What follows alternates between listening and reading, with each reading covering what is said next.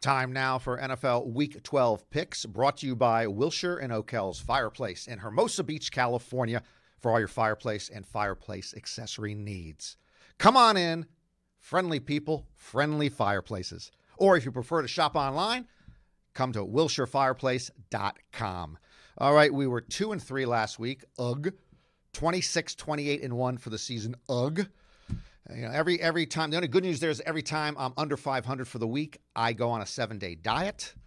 Of course, I could weigh 0 pounds by 2025. Let's go to the Panthers at the Vikings favorite at home. And let's talk about P.J. Walker, who replaced Teddy Bridgewater at quarterback last week for the Panthers. Who is P.J. Walker? He was an undrafted free agent.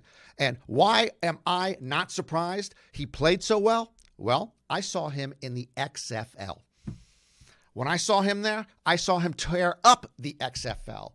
I thought he was going to be incredible. In fact, I told friends of mine that P.J. Walker was going to be the next Y.A. Tittle. You never heard of Y.A. Tittle? Look it up. Google it, morons. Okay, P.J. Walker now, he's going to make me a rich man. You know, look at my picks record. Take a look here. All right, I was pretty good on the NFL the last 2 years, but the XFL, woo, lordy, I dominated the XFL. I owned the XFL. I tore it up. I set the XFL into bankruptcy because their owners were so stupid, they booked their own bets. I'm telling you. So, I'm the one who put the XFL out of business. They'll come back, but they're going to need more money. And so I'm going to go with P.J. Walker again. P.J. Walker's going to make me a rich man this weekend. Go with P.J. Walker. Go with the Panthers +4. I hope he plays. Who knows? All right, let's move on to the Saints favored at the Broncos. Before the Falcons-Saints game last week, Falcons wide receiver Roddy White tweeted out, "Saints about to get whipped trying us with Taysom Hill at QB." Well, Taysom Hill whipped the Falcons, and after the game, Saints coach Sean Payton retweeted Roddy White's ill-fated words. Damn! Man, you don't see NFL coaches doing that. Sean Payton with a little trolling 101. Anyway, everyone thought Payton was going to start Jameis Winston last week. He switched it up and started Taysom Hill. Maybe this week he will start Jason Winston instead of Hill and switch it up. Maybe he'll call one of the Mannings to come in and start. Maybe he'll have Drew Brees, with his 11 cracked ribs, come out on a gurney and start the game. And I guarantee you, if Brees is playing, the referees will doubly protect him in that pocket. Okay, so as for these Broncos, yeah, they looked good last week, upsetting the Dolphins, but I really believe that they'll come back to Mile High Earth this week. Usually I wouldn't like the Saints as a road favorite, particularly with Taysom Hill. I mean, a couple of his passes last week looked like ugly ducklings at a Sadie Hawkins dance, but I'm going to go with New Orleans anyway, Saints -6. The Seahawks are favored in Philadelphia. Okay, so the Eagles now, I'm projecting them for a 5-10-1 record. That looks realistic. But will 5 wins be enough to capture the very, very, very competitive NFC East? Okay, for all the excitement about Doug Peterson and Carson Wentz when they got the team its first Super Bowl championship, ever since then, the Eagles are a 500 team. They are 21-20-1. Wentz has been sacked 40 times this year, thrown 14 interceptions. He's feeling so much pressure, sometimes he fumbles the mail at home.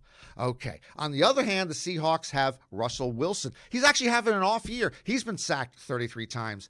He has 10 interceptions, but he continues to make big play after big play. Carson Wentz used to do that. The Eagles are weird. They stink when you think they're going to play well, and they play well when you think they're going to stink. Well, in 2020, they have done nothing but stinking up the joint like day-old fish at a Sadie Hawkins dance. Where are all these Sadie Hawkins dances coming from? I'm going with the Seahawks -5.5. And we move on to our Colander pick of the week. Colander picks 54% since 2001. Titans at the Colts. Is it my imagination, or do these two teams play each other every other week. Well, before we take a deep analytical dive into the key matchups here, let me take a moment to celebrate Colts quarterback Philip Rivers, who I believe is ridiculed and derided and maligned way too much. It's his 17th year in the league.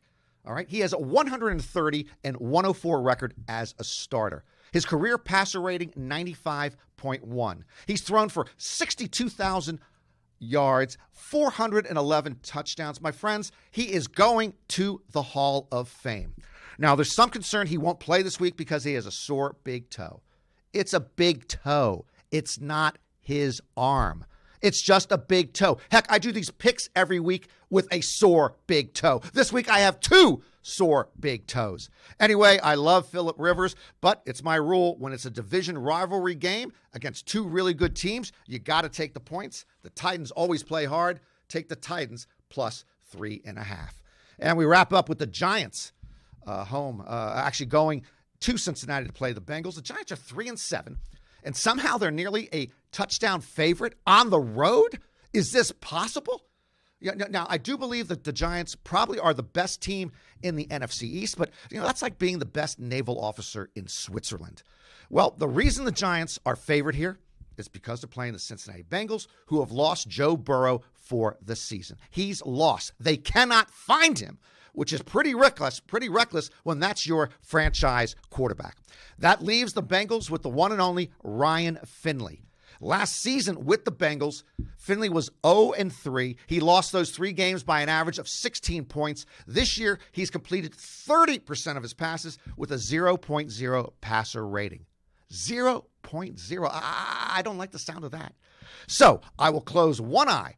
I will keep the other eye open to watch the game, and I will take an NFC East team as a favorite, the Giants minus 5.5. It's going to be a good weekend, my friends, and I might get the second game right also because I kept the calendar pick on for 2 games. That's never been done before. Hey, we will have a good weekend, and I will see you in line next week at Wells Fargo.